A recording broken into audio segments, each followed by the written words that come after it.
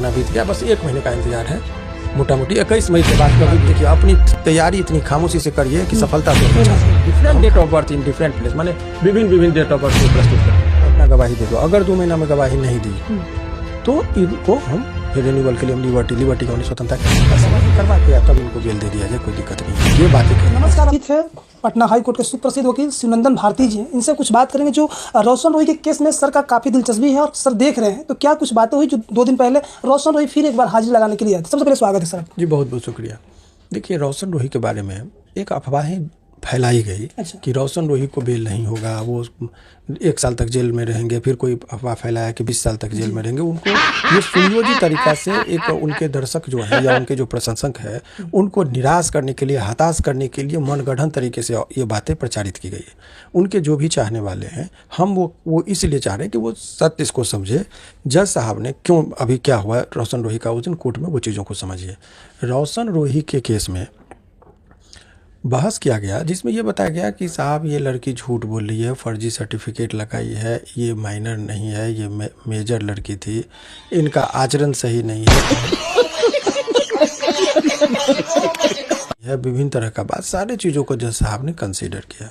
एक मुद्दा पर बात आई कि जब वो बेल दे रहे थे, पूछे कस्टडी भी हो गया, बेल दे रहे थे जज साहब, तो एक रिक्वेस्ट किया गया कि हुजूर ये बात, रोशन रोही बहुत प्रसिद्ध कलाकार है, उनके बहुत लोग चाहने वाले हैं, अगर जेल से निकल जाएगा तो इतना भीड़ हो जाएगा, इतने ये हो जाएंगे कि लड़की को गवाही देने में कठिनाई होगी, हमको मारो, हमको जिंदा मत छोड़ो। तो इनका गवाही करवा के तब इनको बेल दे दिया जाए, कोई दिक्कत नहीं है। ये बातें कही गई। तो जज साहब ने ये बात कहा कि हमसे पूछा गया, हम बोले कि वो तो जज साहब लिखवा भी दिए कि लड़की ने फर्जी सर्टिफिकेट लगाया, एक बार 2007 बोली जन्म तिथि, एक बार बोली 2000, ये सारे चीज़ों को लिखवा दिए, हम दिखा भी देते हैं ऑर्डर को। उसके बाद जज साहब ने कहा कि नहीं ठीक है, ये लड़की यदि गवाही देना चाह रही है तो दे दे। तब इनको हम बोले, तब हमने कहा कि हुजूर ये यदि इनके ऊपर छोड़ दीजिएगा, ये 5 साल तक गवाही नहीं दे कोर्ट में, तो 5 साल तक तो नहीं रहेगा वो। तो जज साहब इस बात पर बोले कि हाँ ये बात तो सही है। तो जज साहब ने लिख दिया ऑर्डर में कि ऐसा है कि 2 महीना में तुम अपना गवाही दे दो, अगर 2 महीना में गवाही नहीं दी तो इनको हम फिर रिन्यूअल के लिए हम लिबर्टी का स्वतंत्रता कि हमारे पास आएंगे, हम बेल देंगे।